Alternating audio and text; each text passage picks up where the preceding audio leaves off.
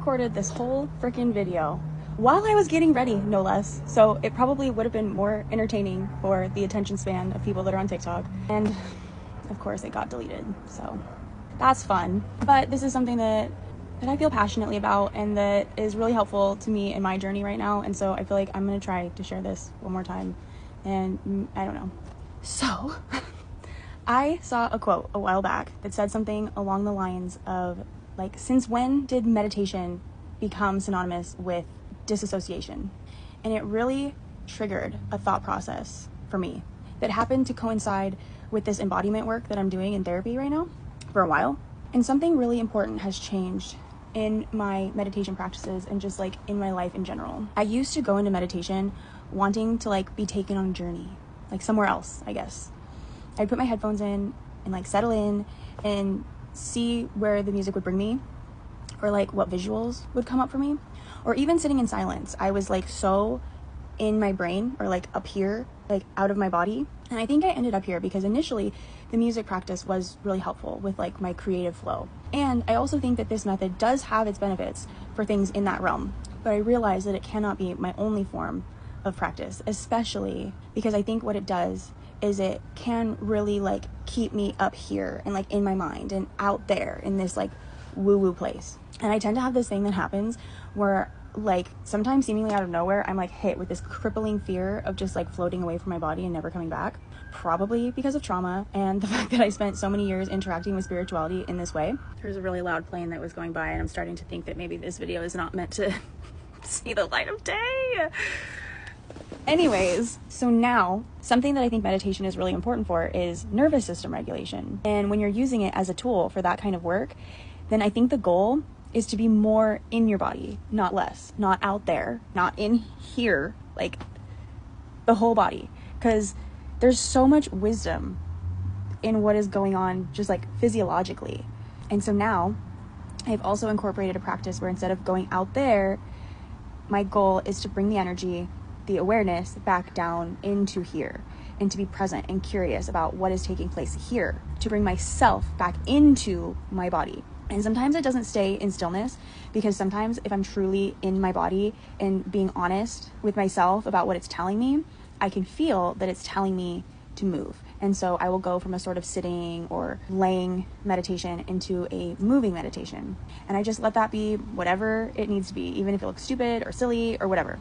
I let my body move how it needs to move, or be still how it needs to be still. It doesn't always have to be this thing where we're sitting cross-legged with a straight spine. Like there's so many practices that we see in the spiritual community that I think might be doing more harm than good, at least like in our society. You know, people like to talk about like astral projection or remote viewing or the crown chakra and the third eye. And I don't know, it's just all this stuff that if you're not careful, oh my God, this hair.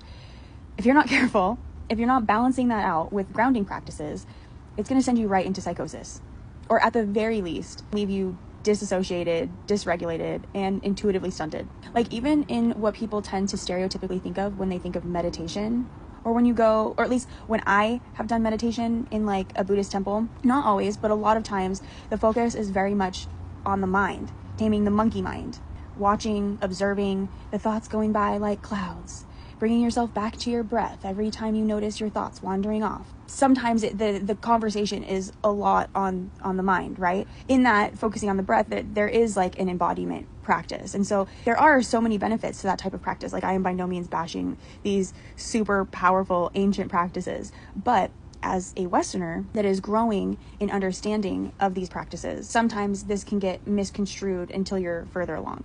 And for me, one of those ways is that I really got hung up in the mental aspect of it, the thoughts, the monkey mind, those concepts. And so somehow my practice kind of ended up staying up here, probably because my monkey mind was like a whole thing.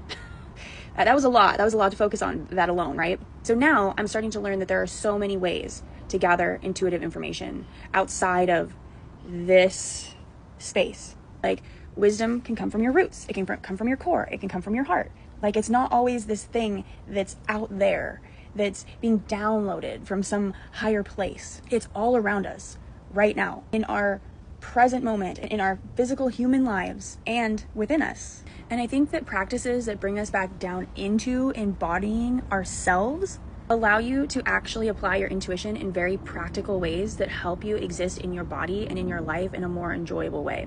And then you will come to a point where you actually want to be here in your life rather than always wanting to escape it or like be somewhere else. And so the more that you can get comfortable with holding space for your own self, you realize that a lot of what's going on in here really isn't all that scary.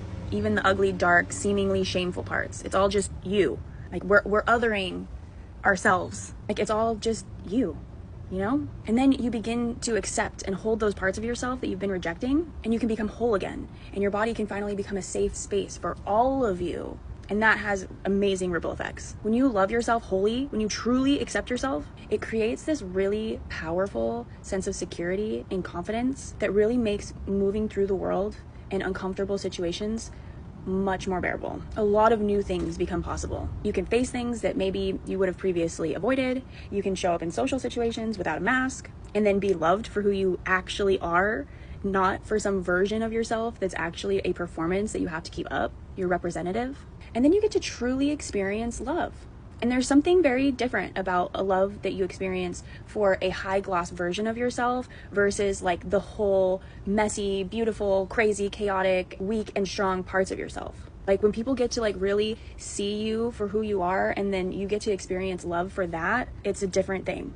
And then you also aren't getting burnt out so easily and you have more energy for the things that actually matter because simply existing becomes so much more easeful. I don't think we realize how much energy is being leaked out of us through all of these small performative acts and limitations that we place on ourselves in an attempt to keep ourselves safe. But safety doesn't have to be so confining. Our relationships don't have to drain us. This space between our ears doesn't have to be so abusive. I'm coming to realize that there really is a different way to exist. It takes a lot of pressure off and makes your body a safe space for you to be. I wish I could articulate some of this stuff in a more succinct way, but I am long-winded. And I love talking about this stuff, so I feel like I could just go on and on and on. So I don't know, I guess the people with good attention spans get to join in on this conversation with me.